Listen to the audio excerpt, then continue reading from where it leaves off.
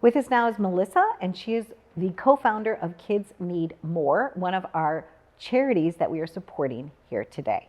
Welcome to the show. How are you? I'm fantastic. I'm doing great, Donna. Thank you. Kids Need More. I've been aware of your group for quite a while. Can you tell us about the early days? Oh the early days. Yeah, tell us how it started. We have a great story because we run a camp for children with cancer and their siblings.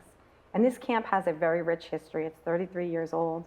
And I started as a volunteer, taking the summer off because I thought I'd do some good for these kids. And I learned something. I volunteered for this camp. And that didn't happen because you know what happened. They did good for me. I didn't really do all the things I thought I could do for them. They did it for me and changed my life. Met my husband there. He was a counselor too. And years later, after spending every single summer of my young adulthood, the camp lost its funding and lost its backer.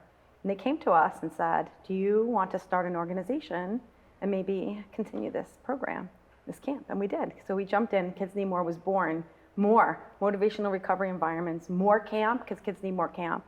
And we did Interesting. that. Yeah. Because so tell me that acronym again. It's motivational recovery environments. Okay.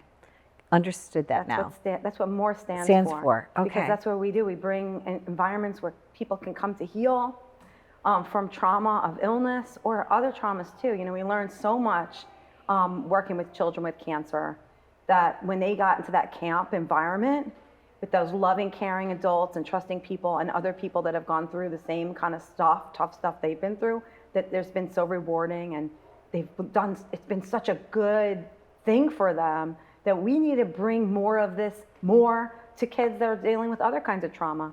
So what is your, you don't have to give me the exact number, but overall, in order for you to do what it is that you do, how much money does that take? Because I think people don't realize the amount that goes into pulling something like this off. We need to go well into more than $500,000 a year. We're going, closer to that $1 million mark to get those programs where they need to be in shape, to have the right kind of staffing program and to accommodate the overwhelming number, even after post-COVID, children that need the support and families that need the support.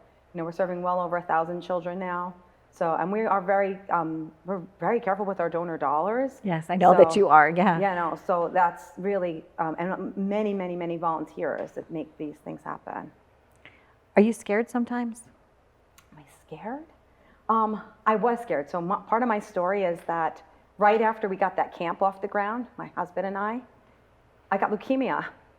And that was scary. And I said, oh my goodness, how is this happening? And all the children that I had supported all these years, do you know that all their families came to my bedside?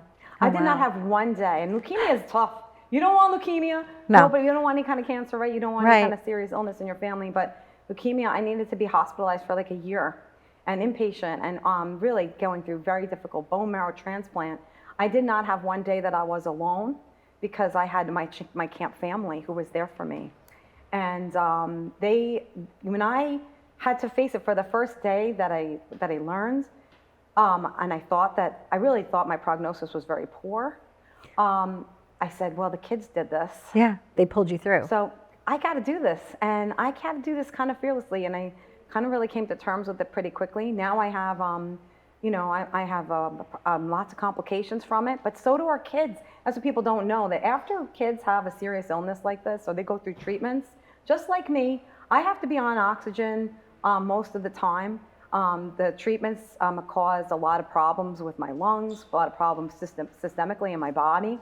This exactly goes on with the children.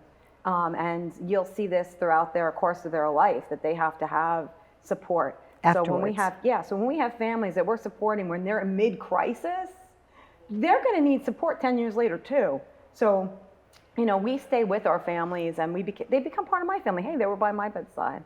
Well, and that's why we're here by your side now, You because are. we care about you. We care about your charity and what you're doing, and the fact that kids do need more. So we're all in solidarity. Everyone here at the castle, and everyone today at Cold Spring Hills Country Club for the luncheon.